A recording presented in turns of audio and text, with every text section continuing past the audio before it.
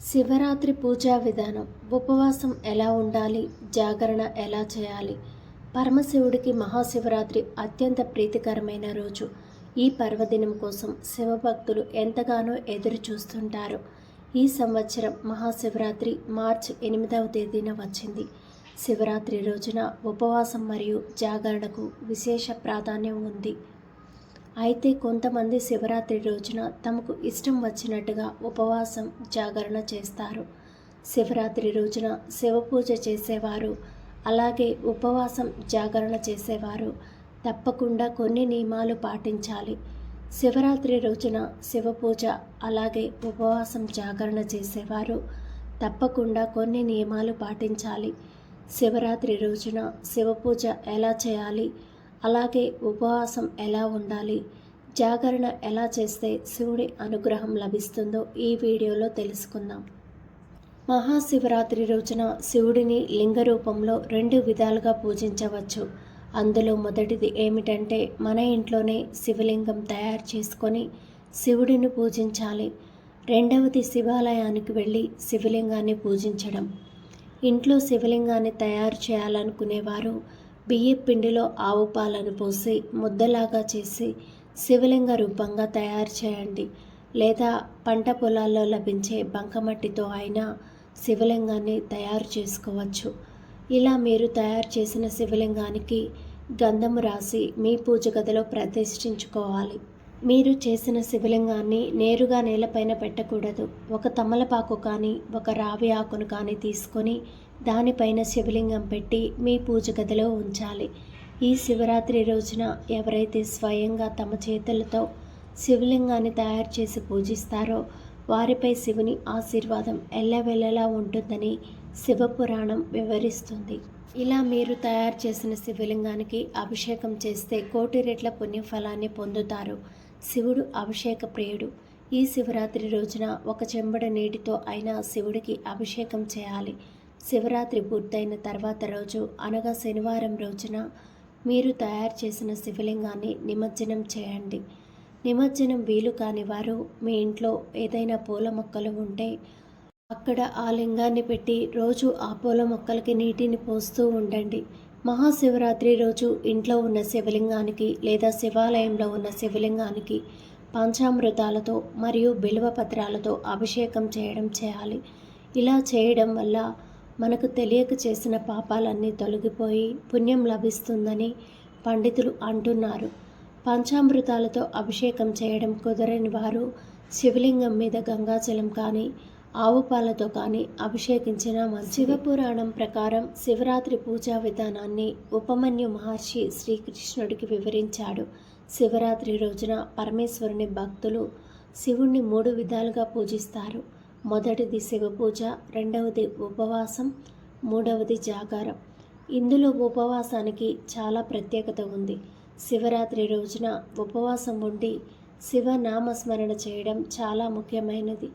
ఈ రోజున ఉపవాసం ఉండే వారికి తన జీవితంలో ఏ కష్టాలు లేకుండా సుఖ సంతోషాలతో జీవిస్తారని శివపురాణం వివరిస్తుంది. ఉపవాసం అంటే మన మనస్సును శివుడికి దగ్గరగా ఉంచమని అర్థం. ఉపవాసం ఉండే ముందు రోజు మాంసాహారం మరియు గుడ్డు లాంటివి తినకూడదు. ఉపవాసం చేసేవారు లేటుగా లేవద్దు. ఉపవాసం ఉండేవారు సూర్యోదయానికి ముందే నిద్ర లేవాలి. తలస్నానం చేసి ఇంట్లో శివపూజ చేసుకొని శివుడికి ప్రీతికరంగా శివరాత్రి ఉపవాసం చేస్తున్నాను అని శివుడికి సంకల్పం చేసుకోవాలి. ఎప్పుడూ కూడా ఆరోగ్యాన్ని దెబ్బతీసే ఉపవాసం చేయకూడదు. అసలైన ఉపవాసం ఏంటంటే మన మనస్సును దైవానికి దగ్గరగా ఉంచటమే అసలైన విభూతి. పరమేశ్వరునికి అత్యంత ప్రీతిపాత్రమైనది. ఈ విభూతి ధరించిన వారికి పరమేశ్వరుడి అనుక్షణం కాపాడుతూ ఉంటాడు. శివరాత్రి రోజున శివుడికి బిల్వపత్రం సమర్పించడం చాలా ముఖ్యం. 3 ఆకులతో కూడిన ఈ బిల్వపత్రం శివుడిని 3 కన్నులకు చిహ్నం, అలాగే త్రిశూలానికి సంకేతం. ఇవి గత 3 జన్మల పాపాలను హరిస్తాయి. ఆరోగ్యపరంగా చూసిన ఉపవాసం చేయడం వల్ల చాలా లాభాలు ఉన్నాయి. ఉపవాసం ఉంటే మన శరీరంలో ఉన్న విష పదార్థాలు తొలగిపోతాయి. అలాగే శరీరంలోని ప్రాణశక్తిని, ఇంద్రియ నిగ్రహాన్ని పెంచుతుందట. నీళ్లు కూడా తాగకుండా ఉపవాసం చేయొద్దు. శరీరాన్ని కష్టపెడుతూ భగవంతుని వైపు మన మనస్సును తీసుకెళ్లడం కష్టం. చిన్నపిల్లలు, ముసలివాళ్ళు, అనారోగ్యంతో బాధపడేవాళ్ళు, గర్భవతులు ఇలా ఏమైనా సమస్యలు ఉన్నవారు ఉపవాసం చేయకున్నా ఏం కాదని శాస్త్రం చెబుతోంది. ఉపవాసాన్ని ఆచరించడంలో 3 రకాల ఉపవాస నియమాలు ఉన్నాయి.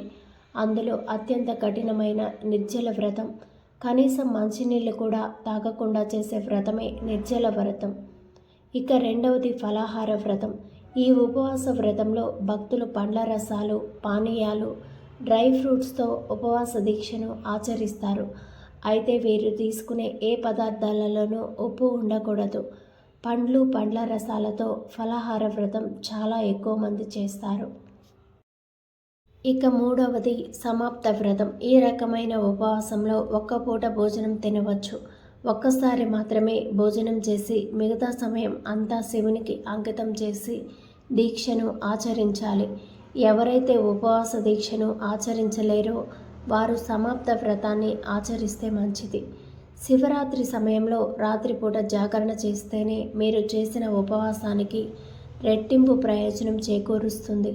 శివరాత్రికి చేసే జాగరణ మనస్సులో ఉన్న శివతత్వాన్ని జాగృతం చేస్తుంది. జాగరణ చేసేవారు ఇష్టం వచ్చినట్టుగా కబుర్లు చెబుతూ కాలక్షేపం చేస్తూ జాగరణ చేయకూడదు. అలా చేస్తే అది జాగరణ అవ్వదు. అది కేవలం టైంపాస్ మాత్రమే అవుతుంది. జాగారం చేసేవారు తమ మనస్సును ఆ దేవదేవునికి మీద పెట్టి ప్రశాంతంగా ఉండాలి. రాత్రి జాగరణ చేసేవారు శివపురాణం, శివ సహస్రనామం వంటి వాటిని చదవడం వల్ల మంచి ఫలితాన్ని పొందవచ్చని పండితులు చెబుతున్నారు. వీరిపై ఎల్లప్పుడూ ఆ పరమశివుడి అనుగ్రహం ఉంటుంది. శివరాత్రి మరుసటి రోజున ఉదయం శివాలయాన్ని సందర్శించి ప్రసాదాన్ని తీసుకొని ఇంటికి వచ్చి భోజనం చేసి ఉపవాసం వ్రతం ముగించాలి. కొంతమంది ఎన్ని ప్రయత్నాలు చేసినా ఉద్యోగం రాదు. అలాగే ఇంకొంతమందికి వ్యాపారంలో నష్టాలు ఎదుర్కొంటారు. ఇలాంటి వారు తమ వ్యక్తిగత జీవితంలో విజయం సాధించాలంటే మహాశివరాత్రి రోజున శివాలయంలో ఓం నమః శివాయ అనే పంచాక్షరి మంత్రాన్ని జపిస్తూ 11 మట్టి దీపాలను వెలిగిస్తే మీరు కోరుకున్న ఉద్యోగం లభిస్తుంది. అలాగే వ్యాపారంలో మంచి లాభాలు కలుగుతాయి. మీ జీవితంలో అన్ని అడ్డంకులు తొలగిపోతాయి. ధన్యవాదములు. ఈ వీడియోని లైక్ చేసి మా ఛానల్ని సబ్స్క్రైబ్ చేసుకొని సపోర్ట్ చేయండి.